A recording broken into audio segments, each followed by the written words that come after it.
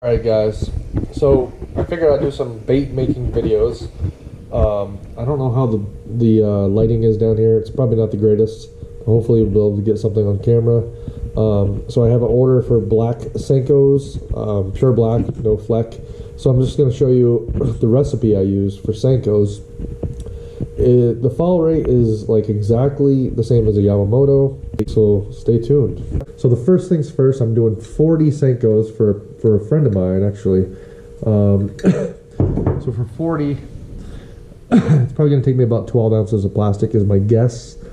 I have this written down somewhere, but I'm not going to look at that. I'm just going to wing it. Let's get to it. I'm going to fill up this 12 ounces. I'll be right back. Alright folks, so there's 12 ounces of plastic. And now we're going to go to this other secret thing. I'm going to bring it up here, and instead of salt, I don't use salt. I tried it. The baits come out decent, but they come out way more cloudy. The salt is harder to deal with. This is what I use. So this is called glass media. It's very fine. It's probably a quarter of the size of a granule of salt. It doesn't bind up with humidity like salt does. So if anybody's ever made baits, they know that if you leave salt out, especially in a basement like I'm in, that salt will bind up into a big block. And I'm sure you've had that in your kitchen. This stuff doesn't do that. You'll see. It's very fine, but it's actually a little heavier than salt too. So you can use less, and also it's clearer. So your baits come out way clearer.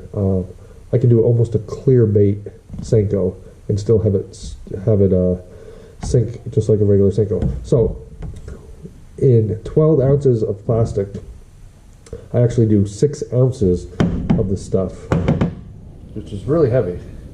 So it's 3 of these. So the other thing when you're using these, now if you use salt, or if you use glass media, or use anything else to weight your senkos, you gotta expect the baits to come out really rigid if you don't use softener.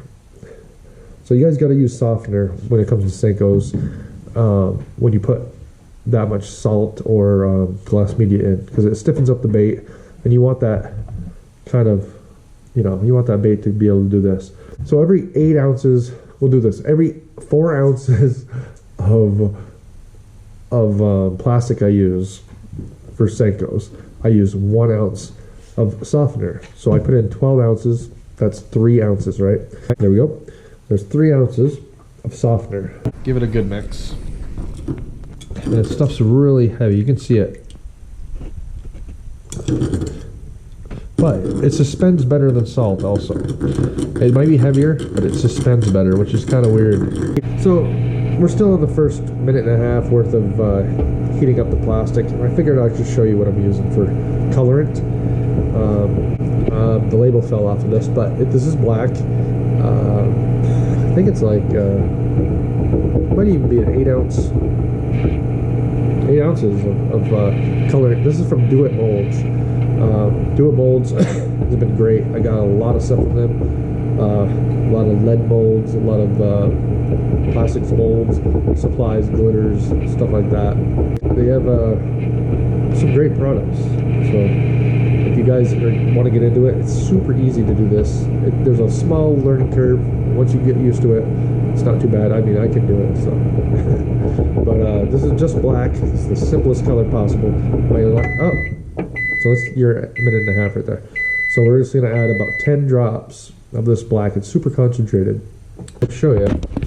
This plastic does not look any different. It's probably just lukewarm right now. Now we give it a stir. Big thing with making baits, especially plastics, is you don't want your plastic to heat up unevenly. So you want it to be really even. That's why you want to stir it often. Alright guys, I almost forgot. One of the most important things, it's kind of a secret ingredient. One of the most important things when you're making baits for bass fishing, or actually any kind of fishing, is Angler Management. This is a beer from Vermont, I think. Trout River, Vermont, Springfield, Vermont. So this is kind of cool. Some good artwork on there. But I like to enjoy a beer every now and then when I'm down here, especially when the wife is not here.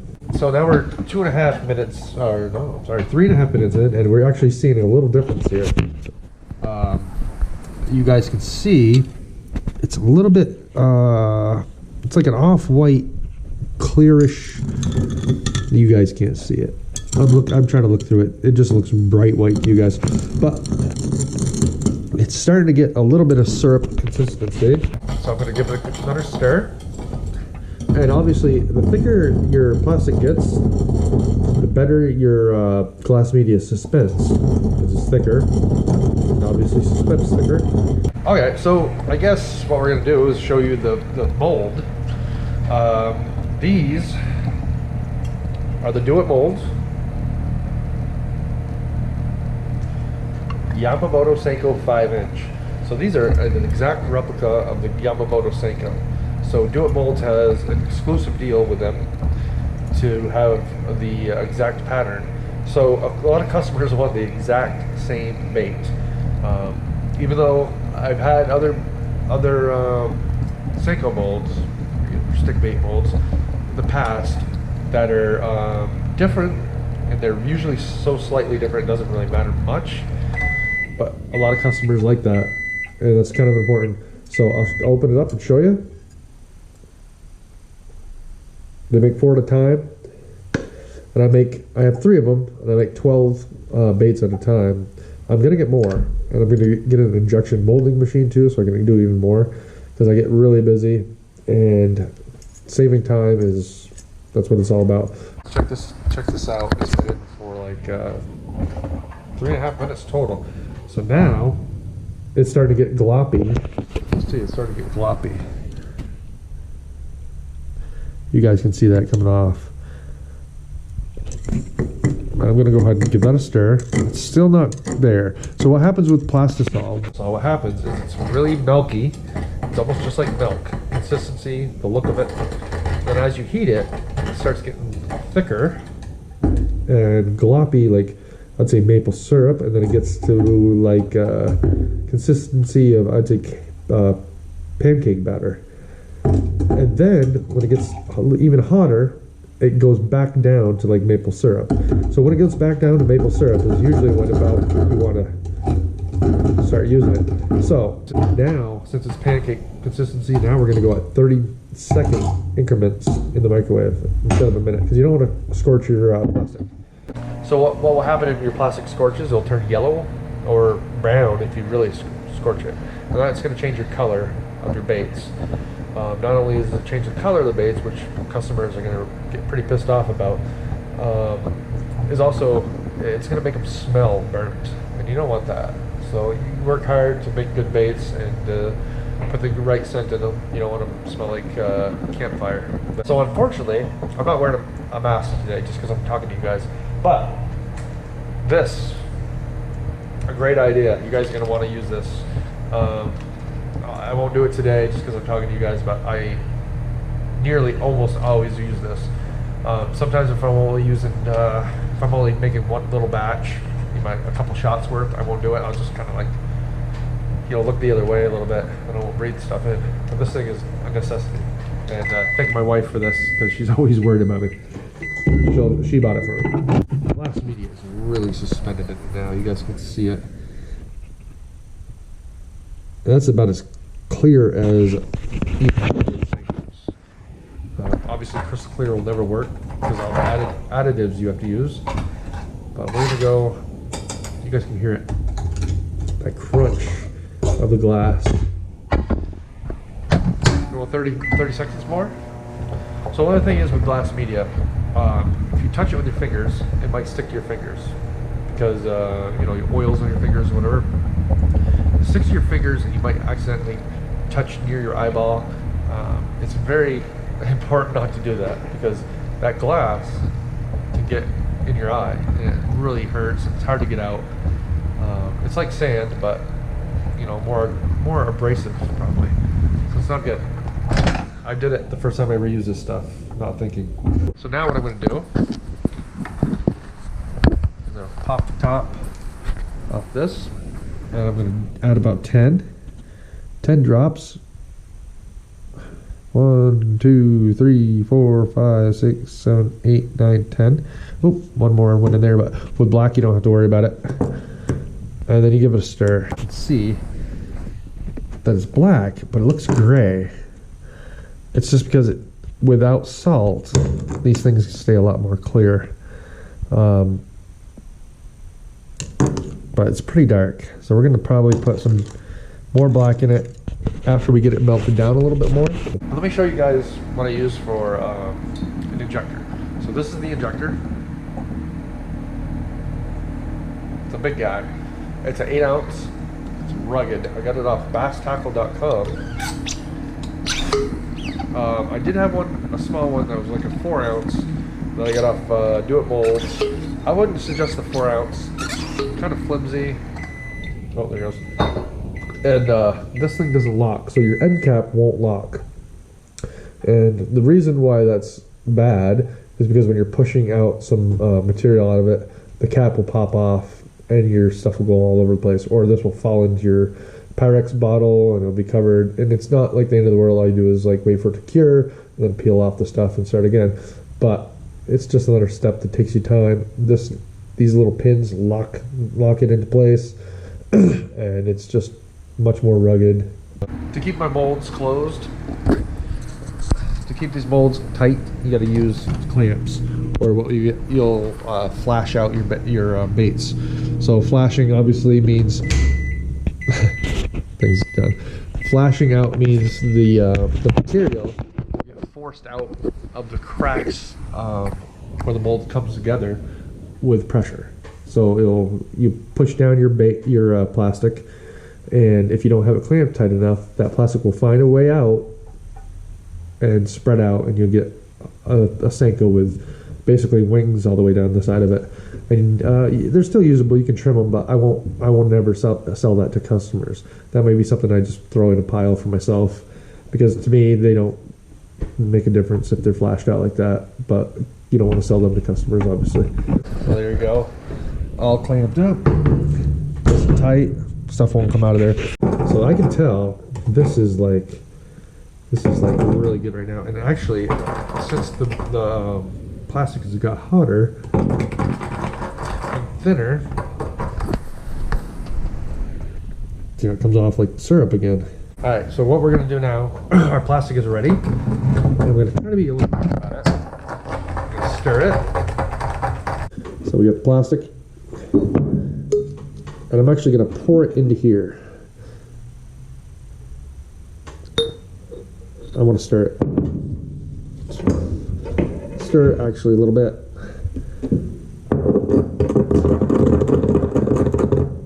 The funny thing is that glass media is suspended so well. It sat that long and it's still suspended. So we're pouring it like this, and we're stopping before it gets to the top. I'm not wearing gloves either, so don't mind that. I'm going to put this in there, give it a turn to lock it, and we're going to pour this in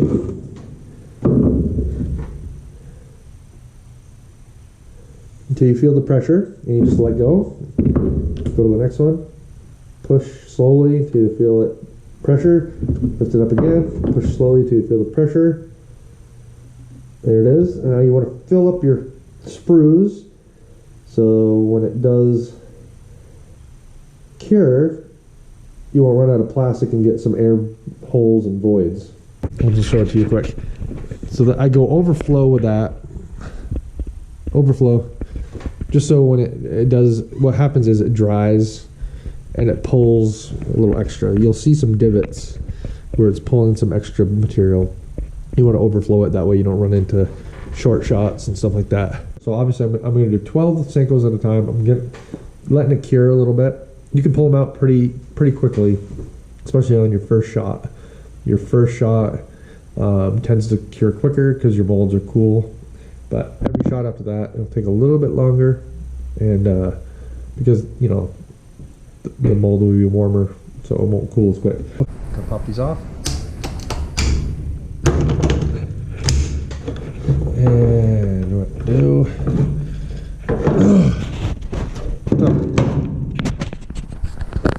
So what we'll do is we'll open that up. Open like this.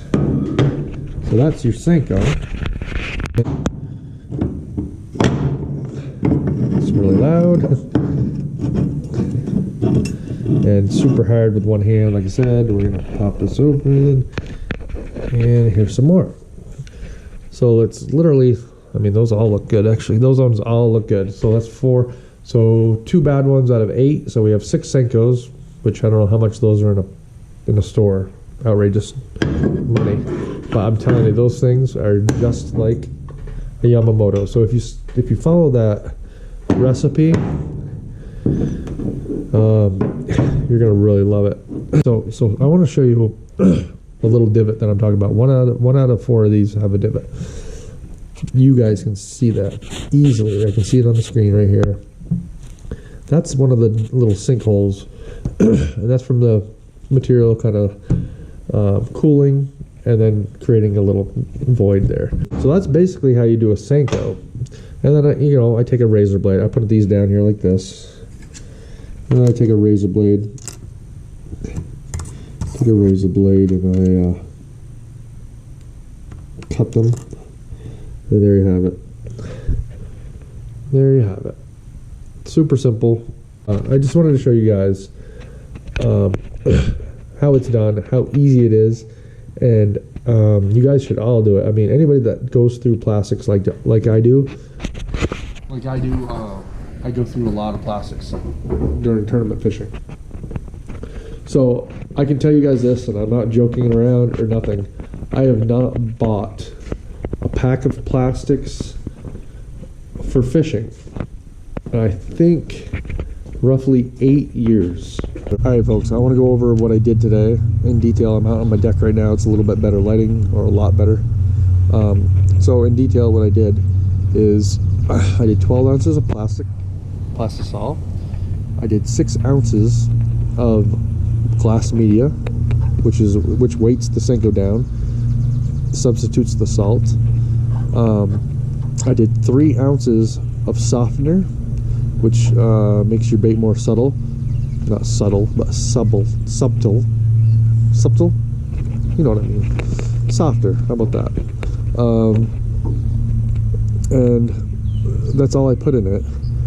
If it was a clearer color, I'd probably put some heat stabilizer in, just so I didn't scorch the plastic by accident. You stir it.